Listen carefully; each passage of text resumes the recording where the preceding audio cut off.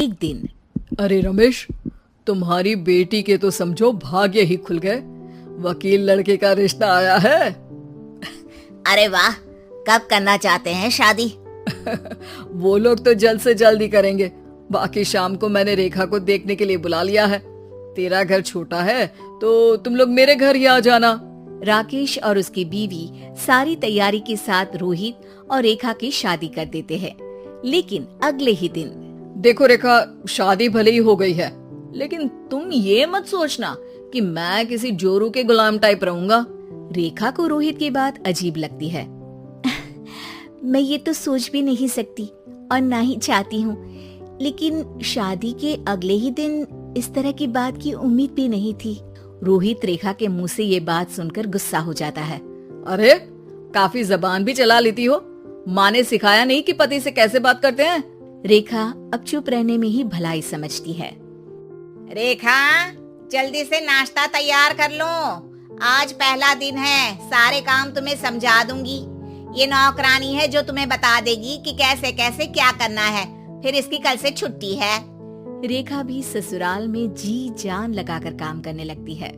खाली समय मिलता तो पति के वकालत की किताब उठाकर पढ़ने लगती। ये क्या, जब देखो तब पढ़ती रहती है। अच्छा सुन, कल पिता के घर से 20,000 रुपए लेकर आना। मेरे छोटे बेटे की फीस भरनी है।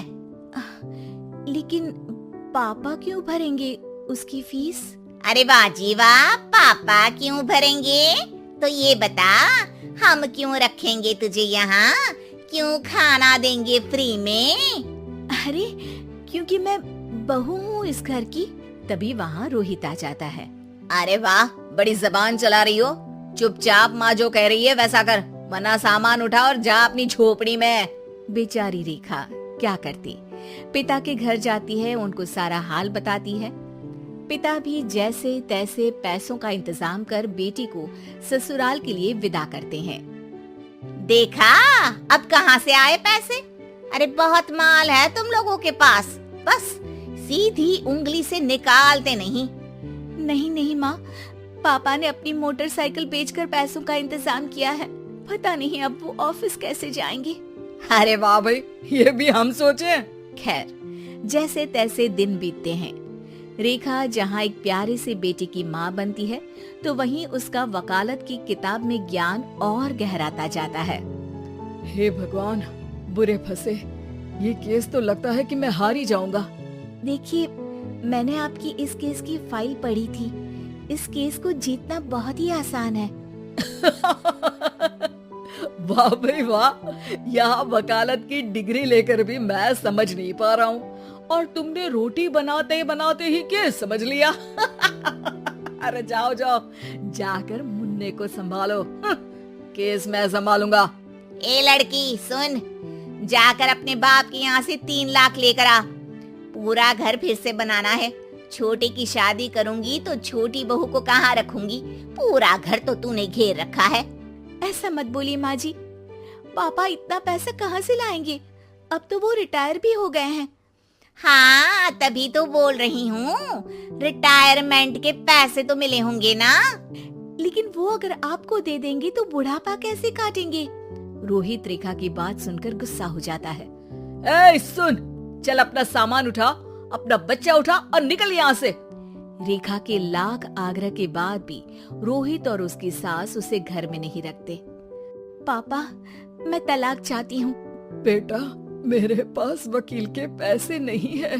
पापा, आप मुझे वकालत करवा दीजिए, अपना केस मैं खुद लड़ूंगी। इस बार रेखा के पिता भी उसे ससुराल ना भेजकर रिटायरमेंट के पैसों से वकालत करवाते हैं।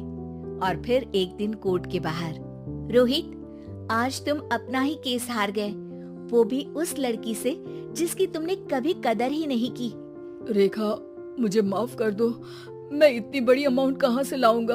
मैं हर महीने पैसे नहीं दे सकता तुमको। पैसे वहीं से लाना जहाँ से तुम मेरे पापा को लाने के लिए मजबूर करते थे। एक पिता अपनी बेटी की शादी उसकी खुशहाली के लिए करता है, ना कि सारी जिंदगी कर्जदार बनने के लिए। अरे, मेरे ही बेटे की किताब पढ़ पढ़ कर ज्ञान बांट रही हो। वकालत की किताब तो ससुराल में ही पढ़ी थी ना।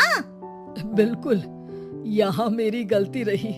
जिस पैसे से मैंने इसकी शादी की थी, मुझे वो पैसे पहले इसकी पढ़ाई में लगाना चाहिए था। और आज रेखा एक जानी मानी वकील के रूप में काम कर रही है।